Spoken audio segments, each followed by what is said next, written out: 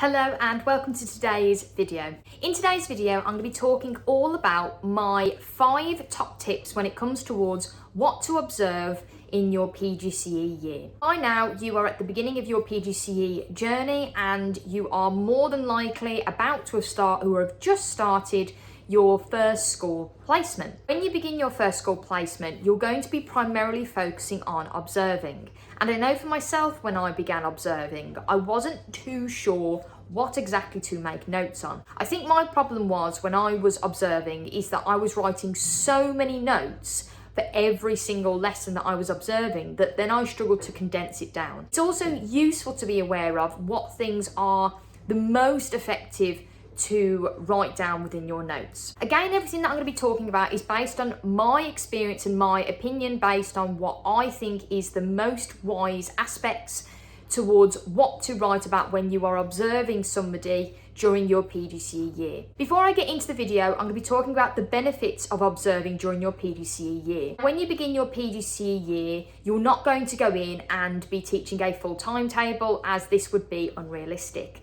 The expectations at the start of your PGCE are to gain your awareness towards different types of teaching styles within the classroom.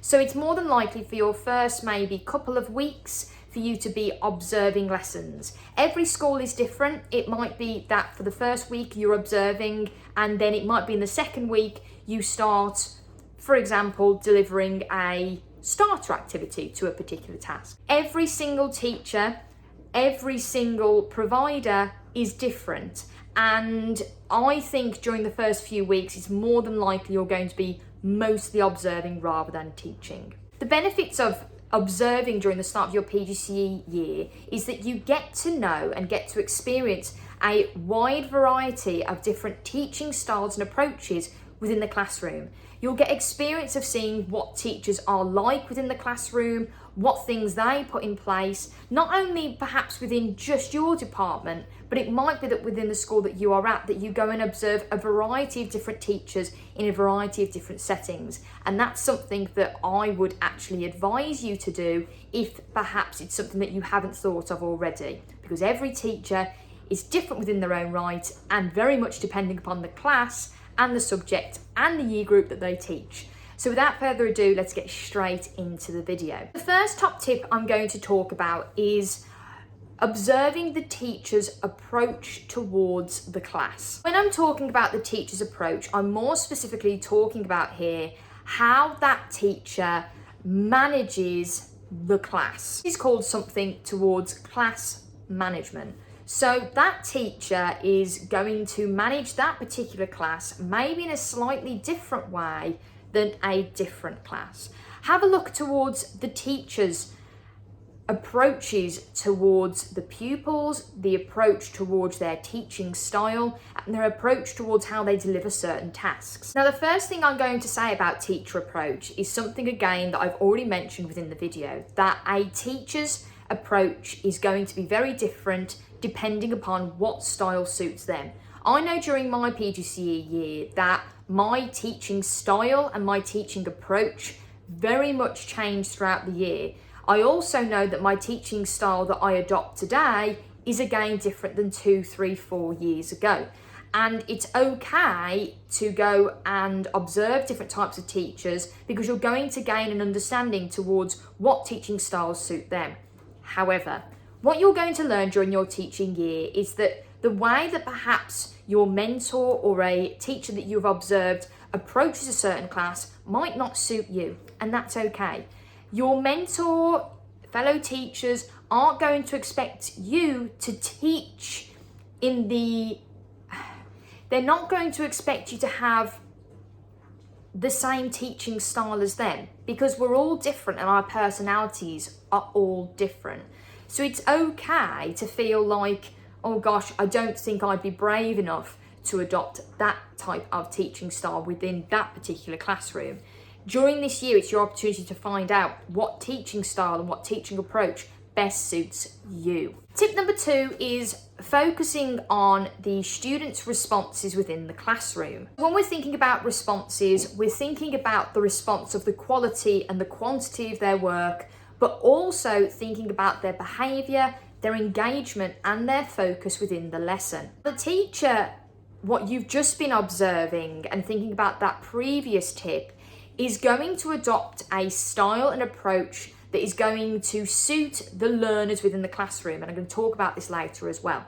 But what you want to really focus on and look at is see the different types of responses that the pupils are creating within the classroom, looking at the different types of behaviours that you are seeing within the classroom.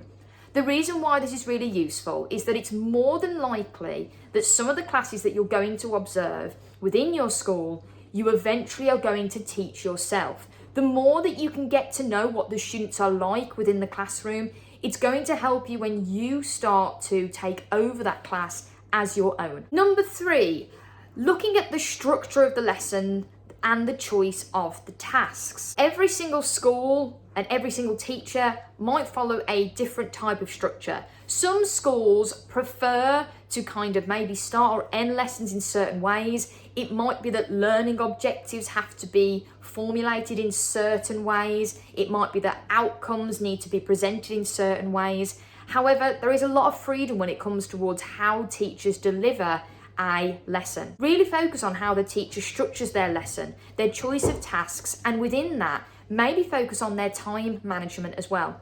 The reason why I'm bringing in time management here is that that's something that I know I struggled with when I first started my PGCE year.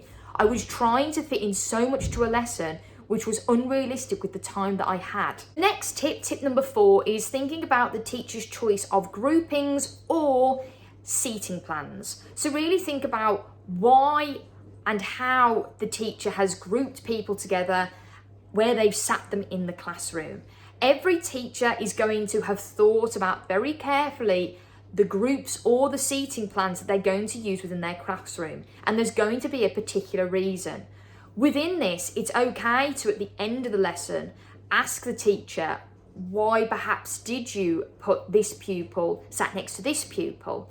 You might have maybe figured it out for yourselves if you're thinking about the previous tip, looking at the students' responses, but it's a very interesting tool to think about how different teachers group or seat their pupils in the classroom and the reasons why. And the last tip, so tip number 5, is looking at differentiation within the classroom. Differentiation encompasses a lot of different things. We can differentiate in lots of different ways. And it's okay if you're watching this video and you're thinking, what do you actually mean by differentiation? Differentiation is different ways in which you are approaching teaching within the classroom. So it might be that you are differentiating by task, differentiating by outcome. It might be you're differentiating by resource, by groupings, by feedback. There's a variety of different ways that you're going to differentiate in a classroom. So say, for example, the way a task that you might give to pupil A might be different towards a task that you might give to pupil B. It might be the approach that you have with pupil A is different than the approach that you have with pupil B. And this is something that I think is really interesting to observe when you're observing other teachers, thinking about how they cater and suit the needs of the different learners within the different classrooms. Now, you might think if you're watching a set group, so it might be that you're looking at a top set, you might think that, well, if they're all at the same level, is the teacher really going to differentiate? And this is not the case at all. It's more than likely you're going to be observing mixed groups, but also set groups. And the teacher is going to differentiate based on not just the level of what the pupils are at, but the needs of every single child within that classroom. And this comes down to a variety of different things. But most importantly, it's thinking about what is the teacher doing to cater for the needs of all the pupils within the classroom. Those are my 5 top tips when it comes towards what to observe and what to note down when you are observing different teachers. If you have any questions, please feel free to comment below and I will try to get back to you as soon as I can. I hope that you are enjoying the start of your PGCE year, and I hope that you discover and find out lots of different things when you're observing different teachers.